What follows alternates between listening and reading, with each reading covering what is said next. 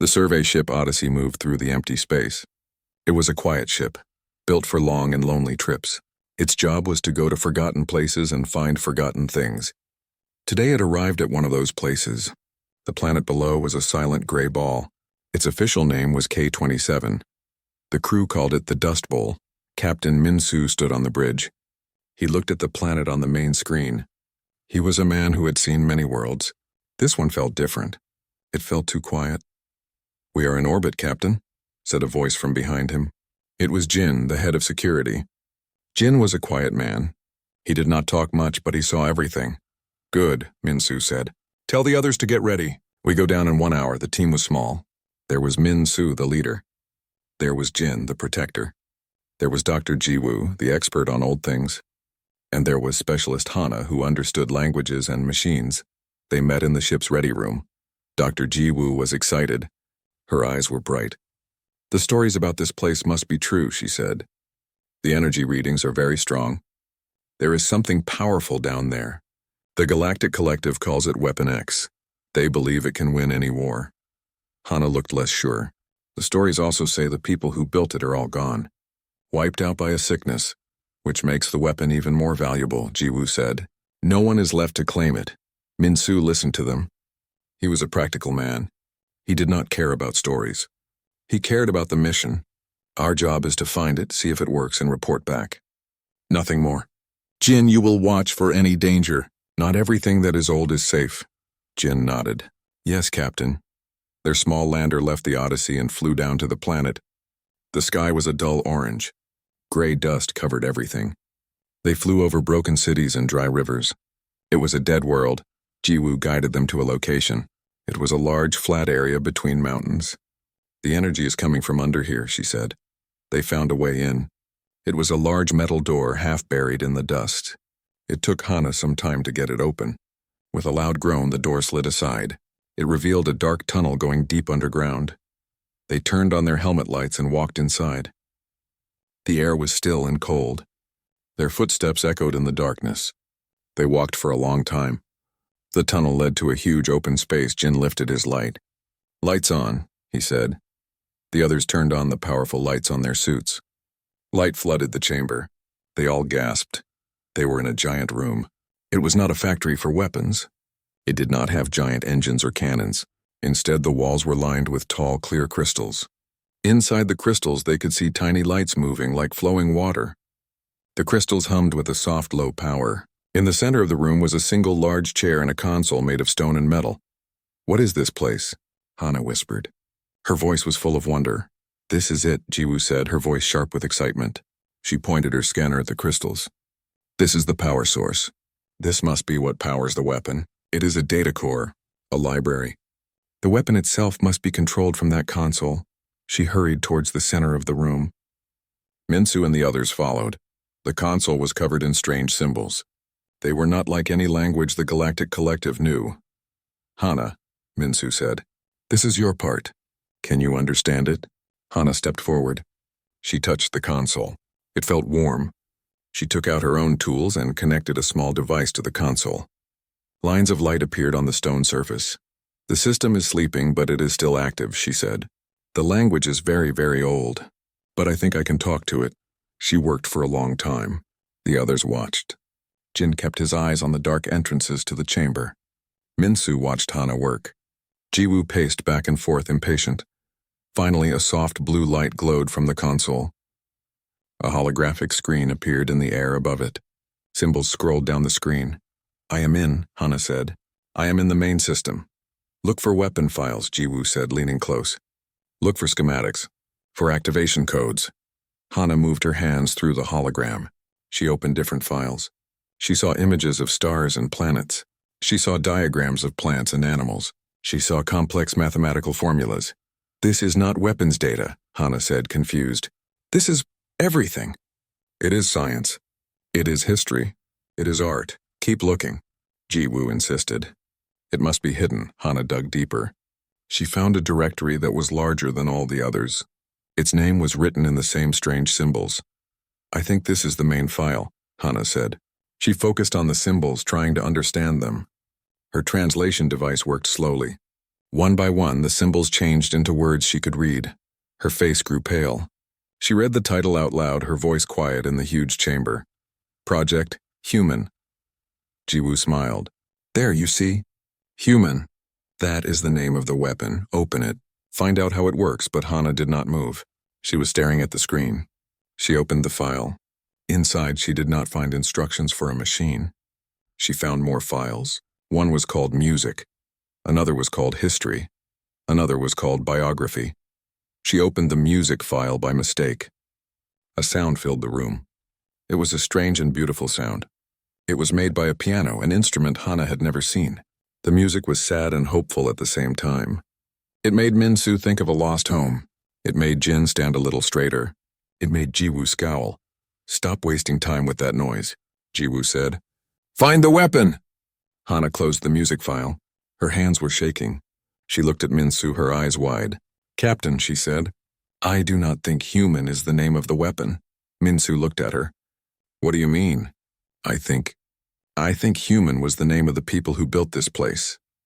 She pointed to the files on the screen. This is not a weapon. This is a library, a museum. This is all that is left of them. This is their tomb.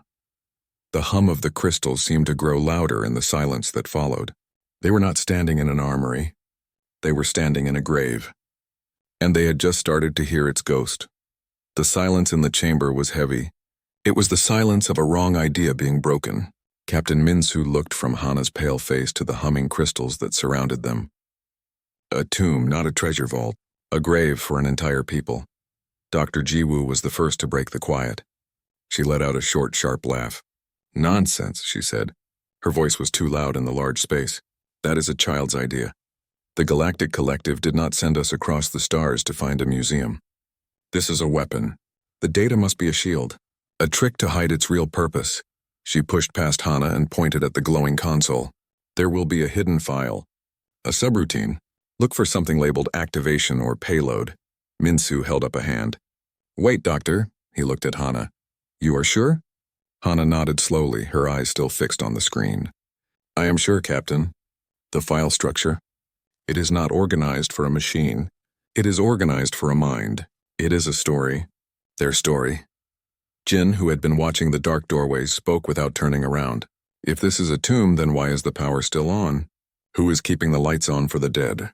It was a good question. Min-soo thought about it. A tomb with a heartbeat, he muttered. He made a decision. Hana, I want you to keep looking. I want to know who these humans were. Jiwoo, you can help her, but do not damage anything. We need to understand what we have found. Jin, you and I will look around this chamber. Maybe we can find some answers that are not in the machine. The team split up. Hana sat down in front of the console, her fingers moving gently through the hologram. Jiwoo stood behind her, her arms crossed, a frown on her face. Hana ignored her and opened a file labeled Final Logs. She found a collection of video recordings. She chose one at random. The holographic screen changed. It showed a woman. She had smooth skin and dark hair. She looked tired. Her eyes were sad, but her voice was clear and strong. I am Sumin, the woman said. This is my last entry. The plague has reached the southern continent. There is no stopping it now. She paused, looking at something off-screen. We have failed. We could not save our bodies. So we will save our minds. We will save our memories. Everything we were, everything we built, everything we loved and lost. We are putting it here, in this place. Maybe someone will find it one day. Maybe they will learn from our mistakes. Maybe they will just know that we were here. The recording ended. The console screen returned to its list of files. Hana felt a tear roll down her cheek. She quickly wiped it away. Sentimental nonsense, Jiwoo said, but her voice was less sure than before. A dying speech does not tell us about their technology. Maybe their technology was not the point, Hana replied softly. She opened another file. This one was called Arts. She found the music section again. She played a different piece. This one was a powerful dramatic song played by many instruments together. It was called Symphony No. 5. The sound filled the chamber, full of struggle and victory. It made Min-soo stop his search and listen. For a moment, he did not feel like a captain on a mission. He felt like a man listening to the heart of another man, long dead. Meanwhile, Minsu and Jin explored the edges of the chamber. Their lights cut through the darkness, revealing more details. The walls were not plain. They were covered in carvings. Minsu looked at them closely. They told a story. He saw figures looking up at the stars. He saw them building cities. He saw them creating beautiful art. And then he saw them fighting. The carvings showed terrible wars with fire and destruction. They were just like us, Minsu said to Jin. They reached for the stars. They fought each other. They created beautiful things, Jin did not answer. He was looking at the floor near one of the crystal towers. He knelt down. "Captain," he called. "Look at this." Minsu walked over. Jin was pointing his light at the ground. There were marks on the floor. They were not from dust or age. They were scorch marks. Black lines burned into the stone. "These are from weapon fire," Jin said. His voice was flat and professional. "Energy weapons." This was a fight. He stood up and followed the trail of marks. It led to a section of the wall that looked different. It was not smooth like the rest. It was rough, like it had been broken and repaired. Jin ran his hand over it. He found a small gap. He pushed. A hidden door, perfectly sealed, slid open with a quiet hiss. Minsu and Jin pointed their lights inside. It was a small room, and in that room they found the bones. There were 5 skeletons. They were lying on the floor. They were not lying peacefully. One was slumped against a control panel. 2 others were lying near the doorway, as if they had fallen while defending it. Their bones were not white and clean. Some were blackened. Some were broken. In the hands of one skeleton, they could see the shape of a metal tool. It was not a tool for building. It was a weapon. They did not just die from a sickness, Jin said. He pointed to the blackened bones. They died fighting. They were protecting this room, protecting the core. Minsu felt a cold chill. This was not a quiet end. This was a last stand. These humans had fought to protect their library, their history, their soul. They had died so that their memory would live on. He looked back towards the center of the chamber. He could see Hana at the console, bathed in blue light. He could see Jiwoo watching her. He understood now. The weapon was not a thing. It was an idea, and ideas were the most dangerous things in the universe. Back at the console, Hana had found a history file. It was about a great war the humans had fought against themselves. It was called World War II. She read about the terrible things they had done to each other. She saw pictures of ruined cities and starving people. It was horrible. But then she read about what happened after. The same species that created such destruction also came together to help each other. They built new cities. They made rules to try and prevent such wars from happening again. They reached out into space not to conquer but to learn. They were a paradox, Hana whispered. They were monsters and they were heroes. They were destroyers and creators. Jiwoo was listening now. She was not talking about weapons anymore. She was reading the history over Hana's shoulder. Her face was thoughtful. Hana opened one last file. It was a simple image. It was a picture of a small blue and white planet seen from space. It was beautiful and fragile. Under the picture was a single word: home. The 4 members of the survey team stood in the silent chamber, surrounded by the ghosts of a dead race. They had come to find a weapon of destruction. Instead, they had found a mirror, and in that mirror they saw the best and worst of themselves. The mission was no longer about completing a task for the Galactic Collective. It was about understanding what they had found, and the weight of that understanding was only just beginning to settle upon them. The mood on the lander ride back to the Odyssey was heavy and quiet. No one spoke. Captain Minsu stared out the window at the gray planet below. He kept thinking about the skeletons in the hidden room. They had died fighting to protect a library. What kind of people did that? Dr. Jiwoo was also quiet, but for a different reason. She was frustrated. She had spent her whole life studying old things to find useful technology. Now she had found the greatest cache of old things anyone had ever seen, and it was all feelings. It felt like a joke. She could not accept it. Back on the ship, they gathered in the small meeting room. The usual hum of the ship's systems felt different now. It sounded like the hum of the crystals in the tomb. "We need to make our report to the Galactic Collective," Minsu said, breaking the silence. "What will we tell them?" Hana asked. She looked tired. "That we found a museum? They will not be happy." "They sent us for a weapon," Jin stated simply. He was standing by the door as always. They expect a weapon. Jiwoo leaned forward, her eyes intense. But that is just it. We are thinking too small. We are letting our emotions cloud our judgment. She looked at Hana. Your empathy is a weakness here. Hana frowned but said nothing. Jiwoo continued. Think about it.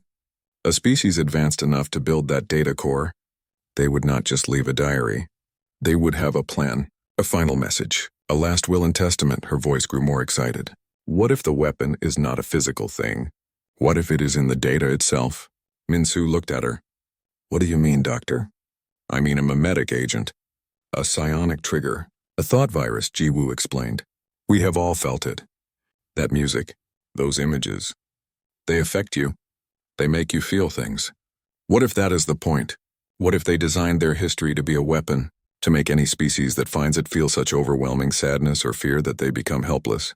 Hana shook her head. No, that is not what it is. It is the truth. It is just them. You are naive, Jiwoo said sharply. I have been analyzing the data structure Hana accessed. There is one file she did not open. It is buried deep. It is heavily encrypted. Its name is Legacy Protocol. She looked around the room. Does that sound like a love song to you? A protocol is a set of rules for a system. A legacy is what you leave behind. This is it. This is the weapons activation system. A cold feeling settled in Minsu's stomach. He remembered the scorch marks. The skeletons. They had fought so hard to protect this place. Maybe they were not just protecting a memory. Maybe they were protecting a loaded gun. Captain, Hana pleaded. Please, we do not know what that protocol does. Sumin's last words. She wanted someone to learn from them, not to be hurt by them. But what if the doctor is right? Minsu asked quietly. What if we leave here and report it as harmless and then another team finds it and triggers it? The responsibility would be on us, Jin spoke from the doorway. The security risk is unknown. The safe choice is to understand it before we report. Minsu felt the weight of command.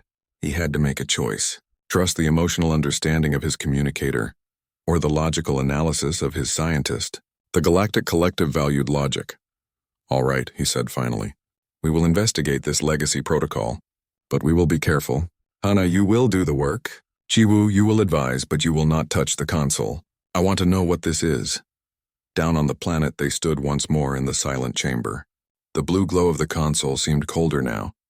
Hana sat down reluctantly. With Jiwoo giving instructions, she navigated through the complex file system. She found the encrypted file Jiwoo had mentioned. It was like a dark, locked box in the middle of the beautiful library. It is very well protected, Hana said. Breaking the encryption could damage the data around it.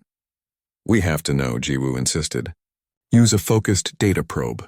Just on that file. Hana looked at Minsu. He nodded, his face grim. She let out a slow breath and began her work. Her fingers flew across her own device, sending lines of code to attack the encryption. For a long time, nothing happened. Then a warning symbol flashed on the console. The system is resisting, Hana said, her voice tense. It is not like a normal firewall, it is like it is thinking. Push harder, Jiwoo urged. Hana entered one final command. There was a loud hum from the crystal towers. The blue light from the console turned a bright, urgent red. The symbols on the screen dissolved and reformed into a single, complex, rotating geometric shape. What is that? Minsu asked. It is a key, Jiwoo whispered, her eyes wide with triumph. Or a countdown. The protocol is activating. The hum grew into a deep thrum that vibrated through the floor. The red light pulsed like a heartbeat. Shut it down, Minsu ordered. I cannot, Hana said, her hands desperately trying to regain control. It is not listening to me anymore. It has locked me out. The geometric shape on the screen began to spin faster and faster. Then it exploded into 1 billion points of light. The points did not fade. They shot outwards, passing straight through the walls of the chamber as if they were not there. They passed through the crew's spacesuits and through their bodies. For a moment, nothing happened. The thrumming sound stopped.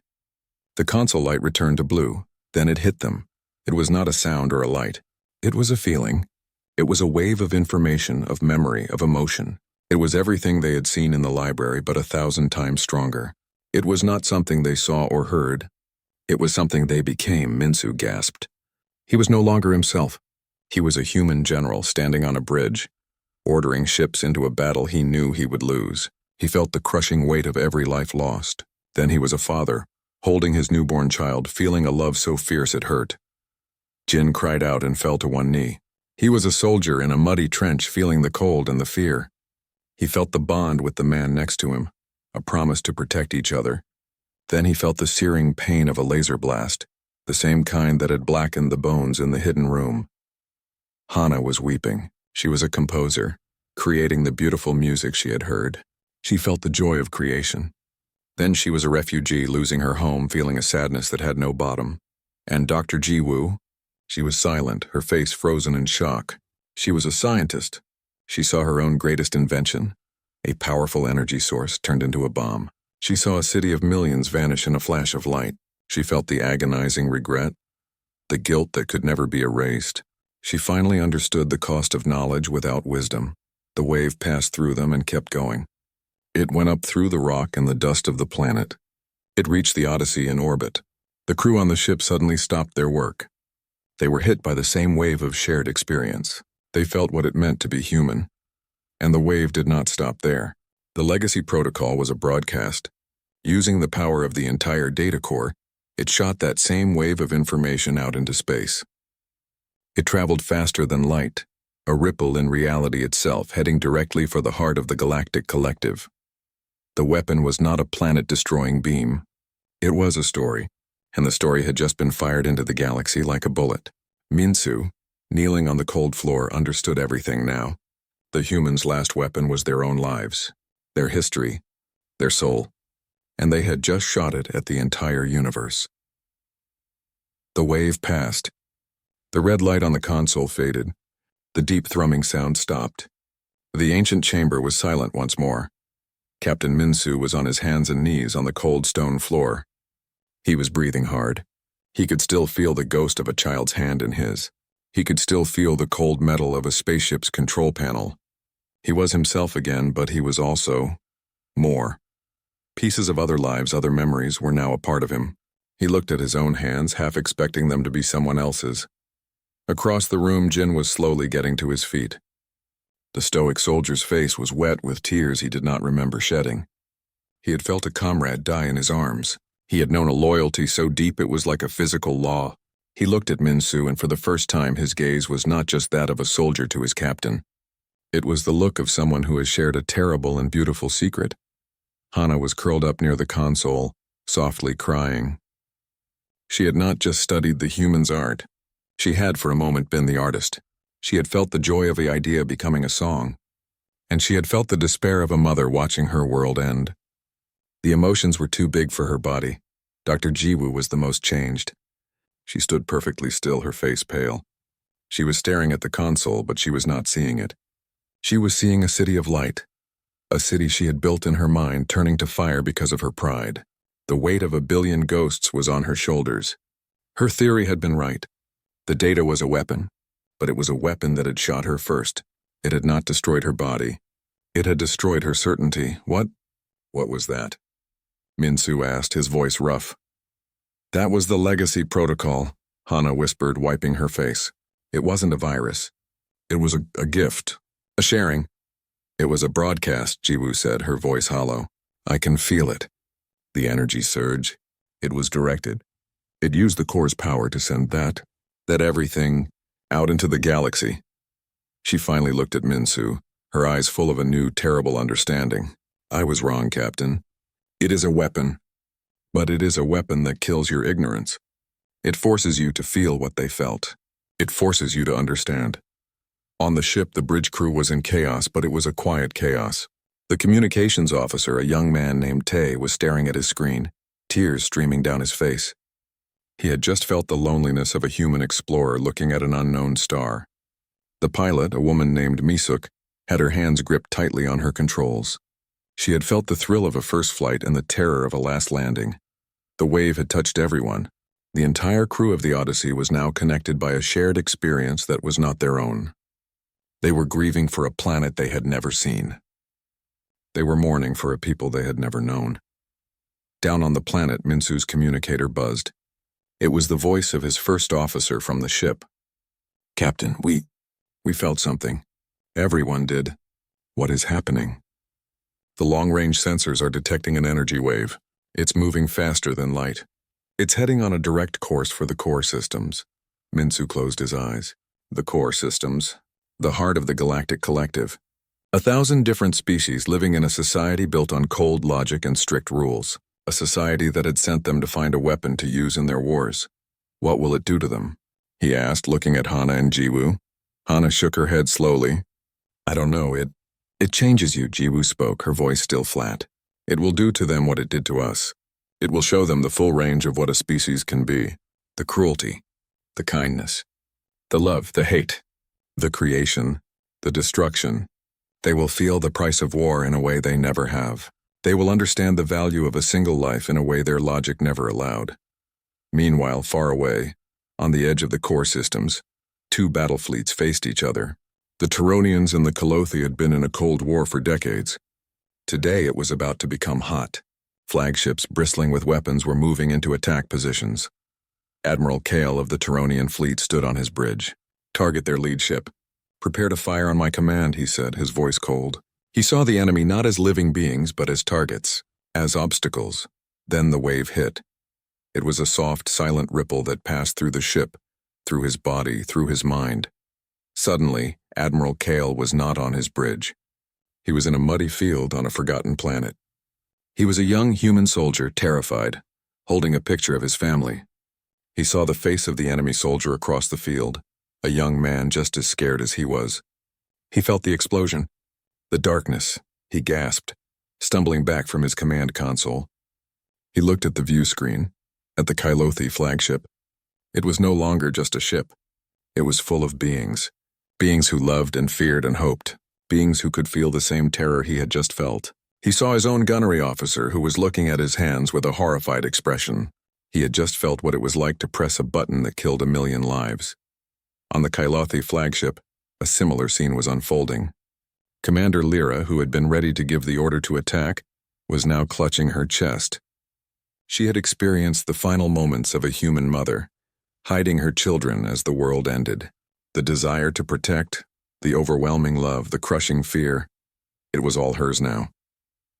A communication request flashed on Admiral Kale's screen. It was from the Calothi commander. Her voice when she spoke was not the voice of a warrior. It was the voice of someone who had just woken from a bad dream. Admiral, I suggest we both stand down. We need to talk. All across the galaxy, the same thing happened. Planets filled with cynical traitors felt a strange new urge for community.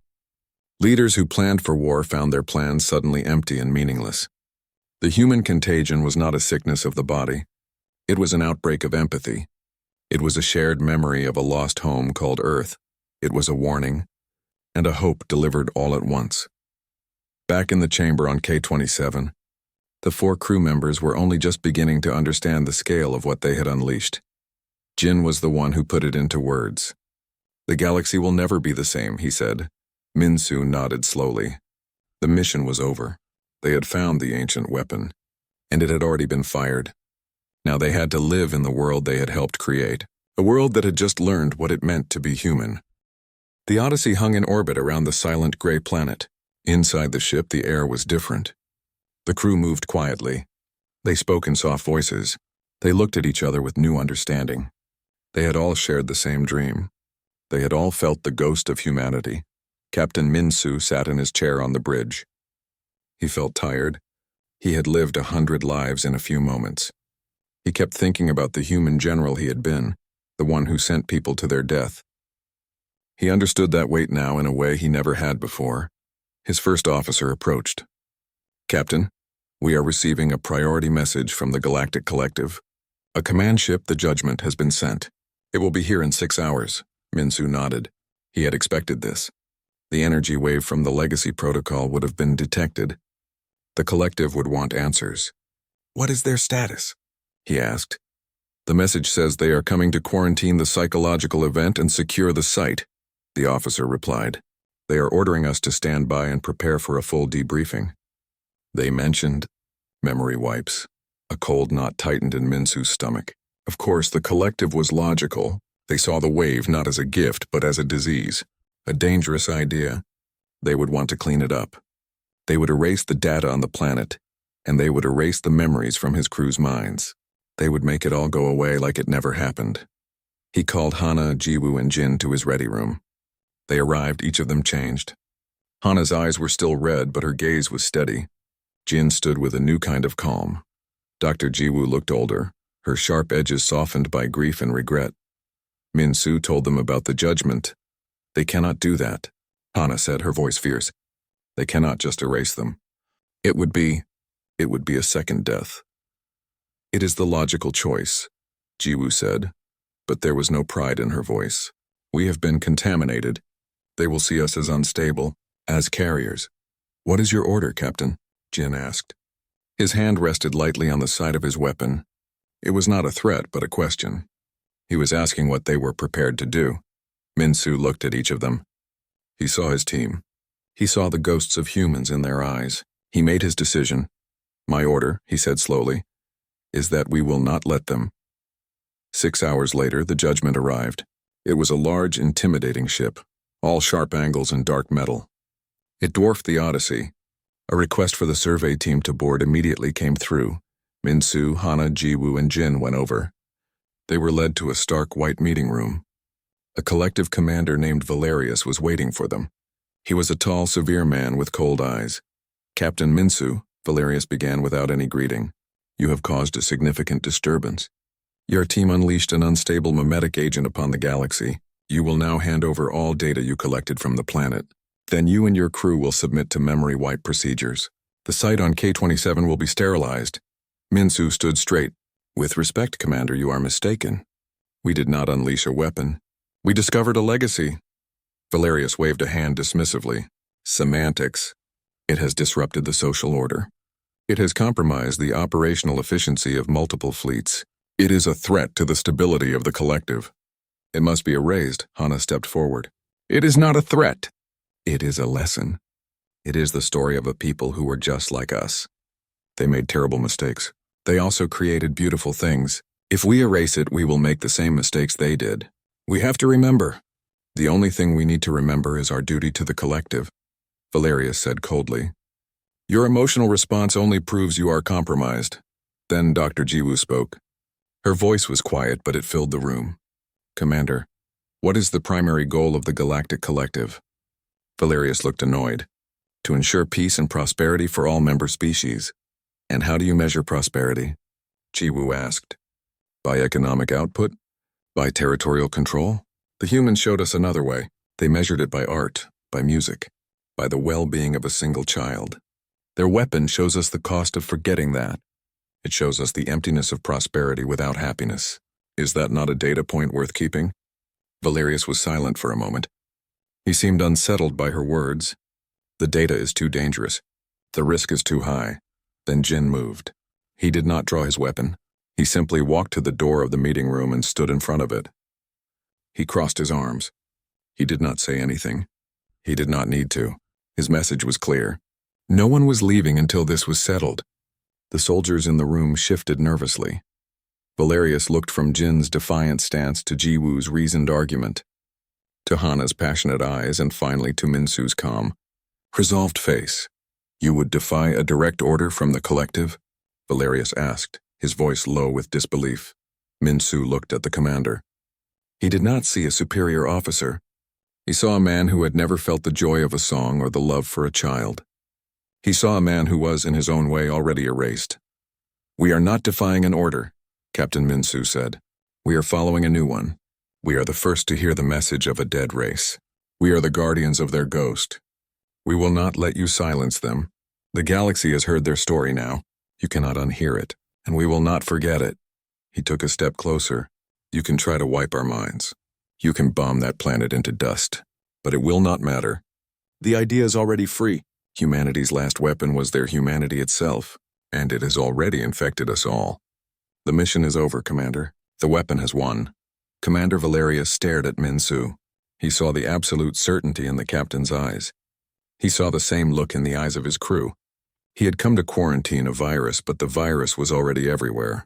He could lock them up, but he could not change what they knew. He could not change what he himself now felt, a small nagging doubt that had not been there before. The silence in the room was heavy. The old way was facing the new way, and the new way was not backing down. Min-Soo and his team stood together, a wall of memory and feeling against the cold logic of the collective. They were no longer just a survey team. They were the keepers of a flame, and they were ready to protect it no matter the cost.